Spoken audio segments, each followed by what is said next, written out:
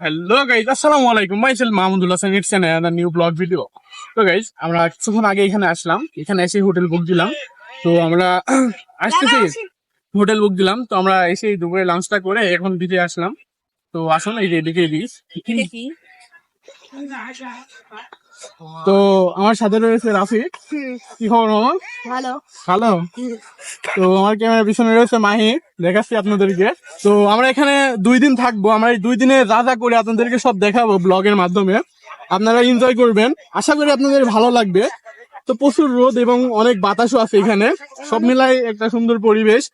তো আমরা এখন যাচ্ছি গোসলের জন্য। তো আপাতত যাই। তো আপনারা দেখুন। তো ক্যামেরার পিছনে রয়েছে মাহি। কি খবর? এই তো আলহামদুলিল্লাহ। কিরম লাগতেছে? এই তো ভালো। ভালো, ওকে। তো আমরা সামনে আগাইতেছি।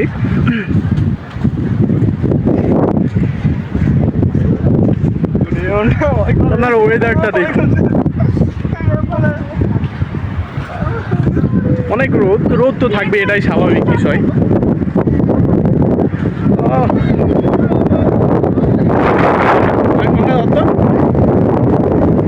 কিরা কোথ গেল? কোন ব্যাগের মধ্যে?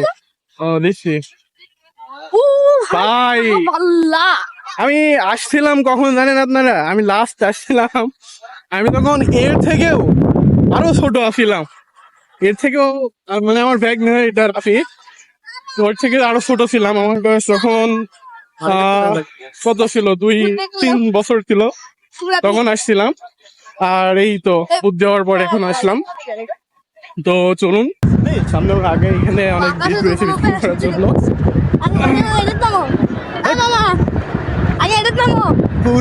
ভাই পানি কিন্তু এই এত কোন ঘুরে বুঝছে, এটি জোয়ার ভাটা হয়। এই এত ঘুরে পানি। আমি নাম বলা সময় করতেছে।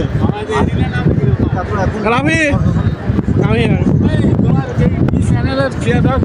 হ্যাঁ, সেই যে সব আমরা ভাই বাদার।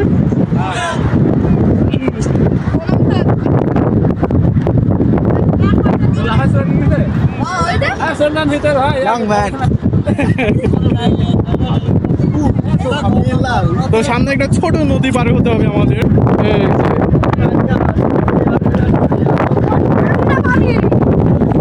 অনেক বাতাস, অনেক বাতাস। পুরা অস্থির। তো ভাই আপনাদেরকে আগের ব্লগে দেখাচ্ছিলাম কুয়াকাটা থেকে একদম কত গুণে ভালো।